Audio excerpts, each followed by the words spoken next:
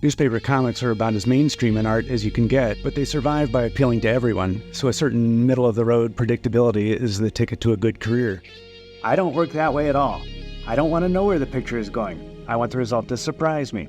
I try to keep the question marks going as long as possible. Based on this quote, you might expect the reason you've never seen Calvin and Hobbes on TV to be simple. Before researching this video, I thought the whole issue could be summarized by the comic's own bleak portrayal of television. But I was wrong. Instead of viewing TV as a medium that merely panders to its audience, Watterson has said he, quote, has real awe for good animation, stating he'd enjoy working with the visual opportunities animation offers, going so far as to call animation, quote, the fulfillment of the comic strip. So if Watterson praises animation, why is it that when he was approached by Hollywood moguls like George Lucas, Jim Henson, and Steven Spielberg to collaborate in bringing Calvin and Hobbes to the screen, he didn't merely say no, he refused to even return their calls? The truth is that there's a deep, mystical reason why Watterson believes TV would destroy Calvin and Hobbes. But in order for that destruction to make sense, we first need to look at the problem of dilution.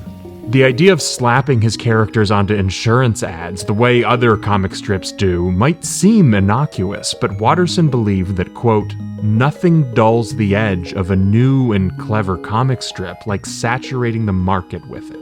I think that after a while, resentment builds. And as much as Watterson feared his audience coming to resent Calvin and Hobbes, he was even more concerned about the possibility of resenting the strip himself.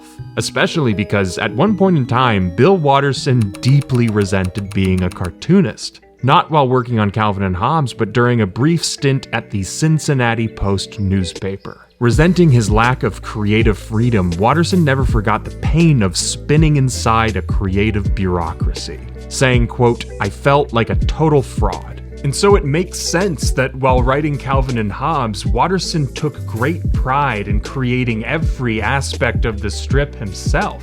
And while that type of creative freedom can be afforded to comic strip artists, it goes against the very nature of TV, which, quote, requires a staff of assistants to do the work, delegating responsibilities and overseeing the production of things he does not create. The cartoonist's job is no longer to be an original thinker, his job is to keep the characters profitable. Compare TV's profit-based goal with Watterson's own cartoonishly pure goal for Calvin and Hobbes. So my goal was just to make my wife laugh.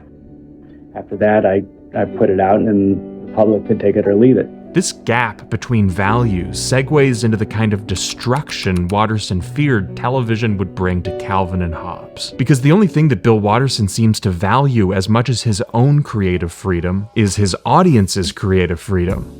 That might sound strange, but to Bill, it was important that his audience doesn't merely read Calvin and Hobbes, but that they also actively participate in creating its world for themselves. A lot of the meaning is in what's not said. The holes needed to stay empty for the reader to fill in. I try to keep the question marks going as long as possible. These question marks are what Watterson believes a Calvin and Hobbes TV show would destroy. Where the comic strip intentionally leaves certain questions unanswered, the transition to television would require many of those beloved ambiguities to become explicitly defined. Details as small as, quote, some animation studio giving Hobbes an actor's voice, does she need to announce it to the whole office? To questions as large as whether or not Hobbes is actually, quote, real. This is a particular sticking point for Watterson, who has said he doesn't think of Hobbes as a doll that miraculously comes to life when Calvin's around. Neither do I think of him as the product of Calvin's imagination. Each story goes out of its way to avoid resolving the issue. From the outside, it might be easy to think of Watterson as some sort of curmudgeon, blocking needy children from hugging Hobbes dolls, but behind everything is a deep concern that, quote, the world of a comic strip is much more fragile than most people realize or will admit. Believable characters are hard to develop and easy to destroy. And as a former needy child, it's refreshing to see a creator who doesn't fall into the Jurassic Park trap of, but your scientists were so preoccupied with whether or not they could, they didn't stop to think if they should.